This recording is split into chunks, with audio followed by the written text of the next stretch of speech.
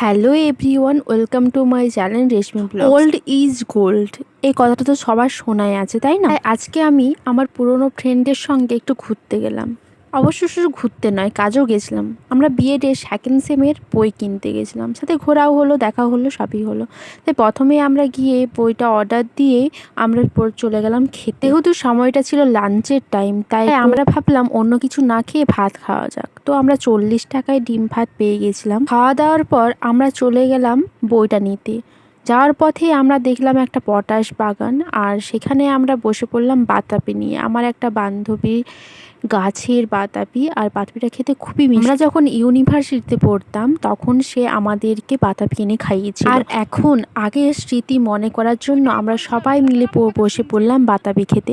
দেখি বাতাবি খেয়ে আমাদের সেই আগেকার 2 বছর কাটানো ইউনিভার্সিটির স্মৃতিগুলো যদি ফিরে পাই। বাতাবি ছাড়াতে আমার একটুও ভালো লাগে না, কিন্তু আর কোনো রাস্তা না থাকায় আমাকেই ছাড়াতে হচ্ছে। আমার একটা বান্ধবী যার গাছের বাতাবি, সে আজ গ্রিন ড্রেস পরে আছে, ওই যে সে আজ সেলফি তুলতে ব্যস্ত, আর আমি আর আমার এই বান্ধবী মিলে বাতাবি ছাড়াতে বসে পড়েছি।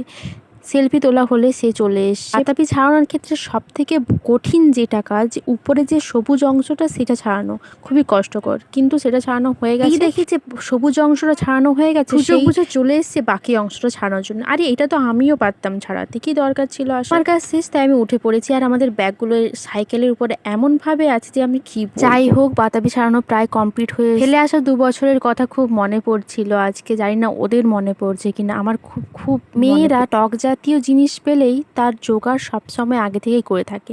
তাই আমি ওখানে বসে ভাবছিলাম যে বাতাবিটা কী দিয়ে খাওয়া যাবে, কিন্তু আগে থেকেই জোগাড় ওদের ছিল লঙ্কা গুঁড়ো আর নুন। তো আচ্ছা করে লঙ্কা গুঁড়ো আর নুন দিয়ে ভালোভাবে বাতাবিটা মাখিয়ে নিল। আমরা এখানে যতজন আছি আমরা খেতে খুব ভালোবাসি। আমাদের গ্যাংটা ছিল 7 জনের গ্যাং, আর তার মধ্যে আমরা 4 জন এখানে আছি, বাকিরা আসতে পারেনি, তাদের শরীর খারাপ বা অন্য কিছু কারণে। তো আমরা যখন একসঙ্গে সবাই থাকি তখন আরও বেশি মজা হয়, এর থেকেও বেশি মজা হয়। তো অপেক্ষায় রইলাম যে সবাই আমরা আরেকবার মিট করব আর খুব মজা করব। যাই হোক, বাতাবির মাখাটা খুবই সুন্দর হয়েছিল আর খেতে খুব সুন্দর হয়েছিল। খাওয়ার পর আমরা যে বুকটা অর্ডার দিয়েছিলাম সেই বুকটা নিয়ে নিয়েছিলাম, আর চলে গেছিলাম একটু শপিং মলে শপিং করার জন্য। তো তেমন কিছুই শপিং করা হয়ে ওঠেনি। তো সামনেই দুর্গাপূজা, তাই ভাবলাম পুজোর সময় একবারে শপিং করব। ওকে, বাই।